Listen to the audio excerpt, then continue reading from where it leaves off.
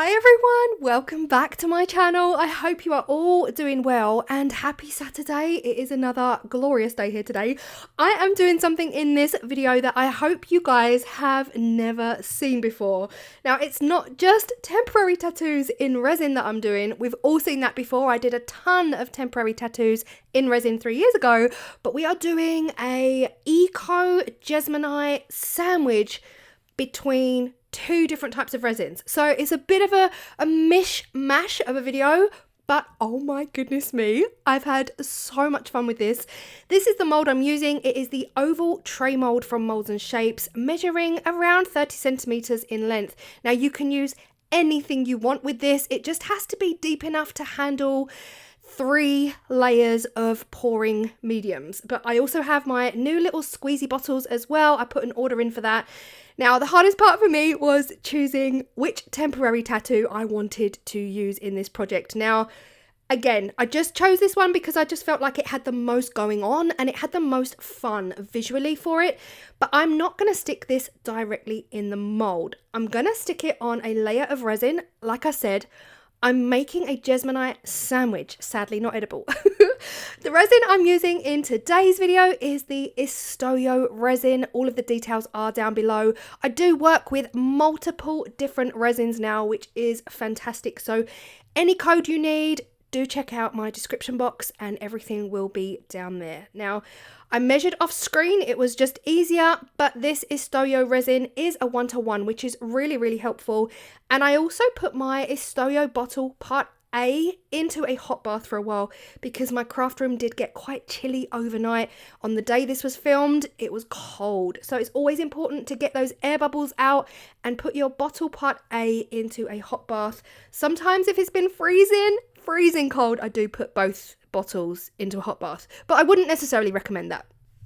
Now I do also mix my resin for a solid 5 minutes. I mix slowly, scraping the edges for 5 whole minutes. Now that again is up to you, but what you want to do is you want to make sure that you leave enough room in your mold for your eco layer and another layer of resin, because again we're making a sandwich. But yeah, I did have to scoop some out of this, so I just used a wooden lollipop stick to scoop some out and put it back in the cup. You can just see that cup there, top left. I made a little bit too much, but that's okay because we use it for other things. The next thing I did was spend quite a while using my heat gun just to make sure that this was crystal clear. Then I covered it over and I walked away and I came back next day. So this is 24 hours later. I did start to cut this tattoo out. I thought it would just be a lot easier laying it down. And this is me saying, wait, do I want this tattoo? Do I want the flowers? Do I want the stopwatch? Not the stopwatch, the compass. But yeah, I did decide to stick to my original gut instinct that this would give us the most visual interest and it would be so much fun with the butterfly in there, the flowers, the compass, all of that jazz. But yeah, that's all I did. I cut it out just to give it was an easier way to get it down into the mold. So if you are using temporary tattoos in resin, don't forget to remove that protective plastic film, because trust me, I've made enough mistakes. You guys know I make mistakes in almost every video and none of my videos are perfect and I'm okay with that. But that plastic wrapper does need to come off, otherwise this just won't work. I pressed it down onto my clear layer of cured resin and then I'm going to soak the back with a sponge drenched in water. Now, you do have to saturate the back of your temporary tattoos. These are the same temporary tattoos that you would put on your skin for fun. So they act in exactly the same way. Once I saturated it, I like to slide the backs of my tattoos off. So I slide the paper off. This is only to prevent any tear out. If there's any area that hasn't quite been saturated enough, there is a risk that you'll pull the tattoo off with your paper. So I like to slide the paper. This just, I don't know, in my head you don't have to do it this way, but once I know that it's all on there, then I'll just peel it off like you see there. But it's looking pretty. Now, quite often with temporary tattoos, whether you stick them directly in your mold or whether you stick them directly on your demolded piece, sometimes there are a few air bubbles. So what you see me doing here is just rubbing my finger over the surface of this temporary tattoo. It is quite wet at this point. There's a lot of water on here. make sure that is also dry before you move on to the next step. So I'm literally rubbing the surface to just push down any of the bubbles that have come up. We're going neons, guys. Do you know what? It's been so warm and sunny here the last few days. It's made me crave bright colours, fun, neons, real fun here. So we're going neon Jesmonite. Now, I have just placed an order. You guys know I was running out. I just placed an order for a new batch of Jesmonite, and it's massive. The kit is massive. So I have decanted some powder and liquid into 2 smaller cups just to make it more manageable for me while I'm sitting at my craft desk, because lifting up that giant bottle of liquid, I know I'm pouring too much, and we really only want small amounts here. We're going for the splash and splodge, chuck it all in technique, which is one of my favorite techniques. You cannot go wrong with this technique. Even if you think it looks crazy, hectic, chaotic, and wild, it always comes out amazing. You just have to trust the process. So again, I'm using neon powders. Now, these neon powders that I purchased myself from Resin Pro. I love Resin Pro micas, and they do have a range of neons. Well, since I've ran out of yellow, I'm a bit gutted, to be honest, that I ran out of yellow. I wish I could have put yellow in here. I went online to order myself some neon powders, and I found Let's Resin. Like, hello, who knew? It's not like I actually work with Let's Resin at all. Now, I did find in the UK store, in Amazon, on the UK store, Let's Resin have a massive neon powder set, so I ordered it. I didn't just ring Let's Resin and say like, hey, can you send me some please, because I want them now. I want them today. So I ordered them to come that same night, which is incredible. And that is from the UK Amazon, and they've got a yellow, and I cannot wait to use more. But yes, it's the same day, so I'm just gonna wait for them to arrive before I move on. Anyway, back to the video. The pink neon is stunning. Again, these are the Resin Pro powders. I just added a little bit of powder in there and then added more until I felt I was really getting that in your face neon. Like, you could just put a little bit in, make a nice pale pink, but I want it like bang in your face, pow, kind of power neon. And this is the fun part. If you've been with me a while, you'll know that I don't care too much for rules. I'm not worried if I make a mess. And sometimes splodging things on like this is the most fun you're ever going to have creatively. I love to get messy. Apart from a few placed circles and dots, the rest I wasn't too bothered about. So again, you are your own creator. You have the absolute right to create how you want and make mistakes, and that's all okay to do so. So with the green, I'm actually going to put the green Jesmonite AC100 into my small squeezy bottle. Now, if you're wondering about the mix ratio on this, Jesmonite AC100 is 1 to 2.5. I don't play around with that mixture. I don't want it to be thicker and I don't want it to be thinner, because actually Jesmonite AC100, if you mess around with that formula, you're weakening the product. And I don't know if that goes for all ecos, but I would generally not mess around with the calculations that are given on the packet, especially with Jesmonite AC100. But because this Jesmonite AC100 is going in a sandwich, I'm not worried too much about it. If it was waterier or thicker, it wouldn't really matter. It is being sandwiched. But this is the full 1 to 2.5 ratio. The trick is, with the bottles, you have to work fast and wash fast, because these squeezy bottles have got such a tiny, teeny little nib. You have to put a lot of pressure on it to squeeze this Jesmonite out, because it's quite a thick eco, really thick. So once I've done that, I'm trying my best to work as fast as I can. I think it took around 2 minutes max to squeeze out everything I wanted in the green. And I'm also going to show you in a second on this video how I wash these out as well. So that's key here. Work fast, wash it out immediately. Do not let that Jesmonite AC100 or any eco or epoxy resin cure in the metal nibs of these squeezy bottles. Now, if this was epoxy resin, you wash it out immediately with your 99% isopropyl alcohol. Wendy over at Toonfish Crafts has shown us how to do that quite easily. But when it is an eco, or like I'm using here, I'll show you how to use it. It's literally so easy. Just get a cup of water and just, yeah, squeeze, squeeze, squeeze until you know that it is fully clear. But back to the video. I keep digressing onto all of the different things. But yeah, back to the video. I'm literally piping out some designs. Now, I did put some thought into these, but again, I wasn't too concerned. I knew that whatever I did, I was going to love the end result, because I often do Jesmonite splashes and splodges and dollops and puddles, and that's one of my favourite things to do with Jesmonite AC100. And because it's such a thick eco, it's really forgiving when you do things like that. When you do designs like that, it's so thick. So again, I was just kind of like thinking, where do I put it? Do I put more in? Shall I go around this bit? Shall I go around this bit? Now, top right of the screen, you can see where I tried to do individual dots. Now, I already knew that they would join up. So they have joined up, and that's okay. But now I'm done. There's not much left in the bottle. I've reattached the lid to a clean bottle so that I can suck up this water and squeeze it out. I'm washing this nib immediately.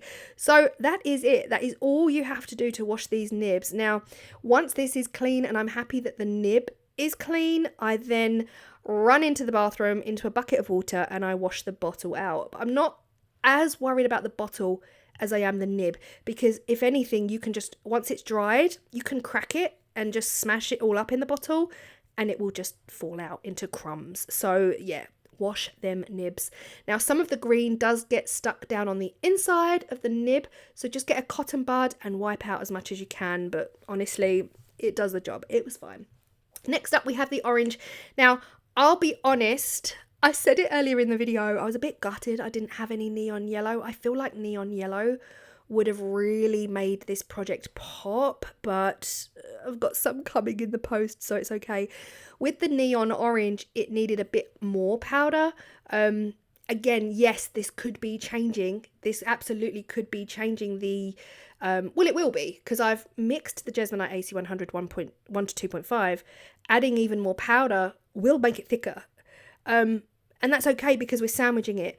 If I was to make a tray just doing that, then I would worry that over time it might break, because, yeah, apparently if you play around with the ratios, it can weaken the structure of Jesmonite AC100. But here you see me. I don't care at this point. I care. What I mean is, I care, but I'm not playing by any rules. I am splashing. I'm letting it fall.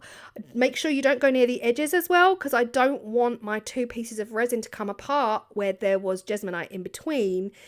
Equally, just, yeah, have fun and don't let the eco go higher than the mold itself, because you're still gonna back this in another layer of resin. So every now and again I was kind of like coming down and eyeballing the sides to make sure that my eco wasn't getting too high.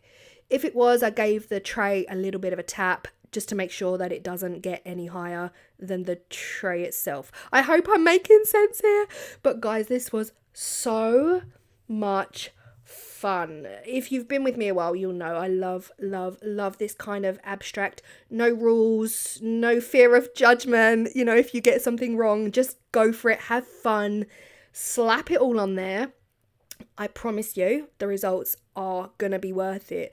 The one thing I will say is that I wish I left gaps. I didn't mean for this level of coverage.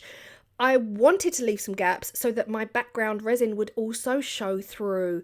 Now, the background resin I'm using is the white polyurethane from Let's Resin, but if you don't have that, you can use your epoxy resin with white pigment or any colour. I mean, really any colour would work. You want pink, purple, green, blue. The preference is down to you. So if you don't have the white polyurethane, I'm doing that purely for speed. You can go down the epoxy resin route with any background colour of your choice, or glitter, or anything. Now, again, this polyurethane is a heart palpitation inducing product. It is fantastic.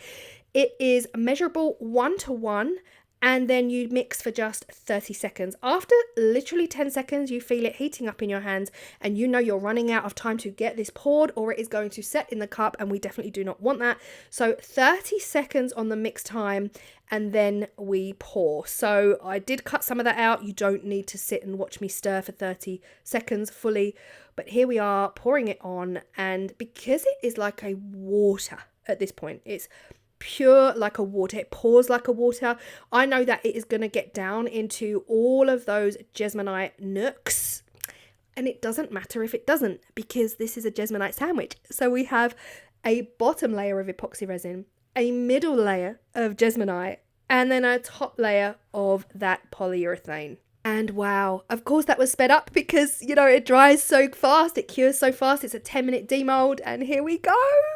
I do love watching it in real time. You could sit there and see it in real time, but I love speeding it up for you guys so you can see exactly what the product does. I caught a glimpse here, guys. My hands say it all. I was like, whoa, this is gorgeous. This is gorgeous. I absolutely love it. This is juicy. This is bright. This is colourful. This is so much fun. Once I caught a glimpse, I knew you guys would love it. I mean, of course, there'll be people out there who don't like it at all and it's not your vibe. But for me, I love it. Now, I can't even remember if I showed it on camera, but those little circles at the bottom, see them? Oh, they're at the top now. Come on, Claire. Those little circles was a lid print. So like my pink powder ran out, so I grabbed the lid because I don't need it anymore, and I dipped it in the Jesmonite and I just made circular prints, like, because I can. You can do what you want when you're the artist. But yeah, I absolutely love it. I immediately sent this over to my patrons over on Patreon, and they were all super in love with it as well. So thank you guys so much for your support and for actually, you know, feeling what I was feeling about it. It's just fun. It's so much fun. I wish I put yellow in there. I cannot wait to receive my new colours, and I am going for it because I want to try this again. But what I want to do is just change it up a little bit. I want to create more gaps. I just want it to be slightly different. But then I'm also going to try it with a couple of other products and see what we can get with those neons, those bright summery neons. This is what it looks like. The light, I wanted to get it in the light as much as possible because on camera it didn't look very neon. But to the naked eye, it really did look so neon. And I'm not even sure if it's coming across on camera, but so much fun. The brightness, the colourfulness, nothing but cheery, happy, positive vibes only. Yeah, I hope you've loved it. I hope this has inspired you to give it a go. I was so excited about this technique. Honestly, I think everyone's going to love it. But I do need to let you all know. The next day, so this was like 2 days later, I came in to film the outro because the sun was shining, and I thought, let me film the outro while I'm here. And something was wrong. Something was wrong. That compass in the middle didn't look right to me. It looked like the temporary tattoo had somehow separated and I couldn't explain it. So on closer inspection, this was me doing a close-up, like something's not right. And actually, there's a huge lump in the middle of the tray. A huge lump. And I immediately felt like I knew what had happened, and that is that I didn't leave the Jesmonite. I'm trying to get it on camera here for you. Can you see it? The compass itself has lifted away from the bottom. It's like it's split in half and lifted from the bottom. So now when I touch the top of the tray, it's no longer a flat, smooth surface. It is a big mound in the middle of my tray. Now my gut instinct is telling me that I simply poured the Jesmonite. I waited 30 minutes before pouring the polyurethane. Now, because I've never done this technique before, ever, I'm going to do it again, see what happens. But I'm thinking the epoxy resin was fully cured at 24 hours. The Jesmonite itself was only 30 minutes dry before I poured the polyurethane. Now, my guess is that there was so much moisture still left in that Jesmonite that it has reacted with the polyurethane and it's pushed the resin up. Now, I have seen this happen where people put food, like actual real life food, in epoxy resin, and it makes the epoxy resin bow out and breathe, like almost start to breathe and bow up. So I'm guessing that is what's happened here. There's still moisture in the Jesmonite when I've poured the polyurethane, and it has affected the surface of the tray, and it is just devastating, but it's okay. This is a safe space to create, and it's totally okay to make mistakes, and that is what I'm here for, to show you guys the mistakes. And I'm also going to try this again. I'm going to leave the Jesmonite AC100 for a 24 to 48 hour period before pouring the background. Now, bear in mind, I've used Jesmonite AC100 and epoxy resin multiple times together, and this has never happened. I've even poured them wet at the same time, and this has never happened. So it has to be the relationship between the Jesmonite AC100 and the polyurethane. So we're going to try it again, see what happens if I leave the Jesmonite AC100 to fully harden up, dry out. That's the key here.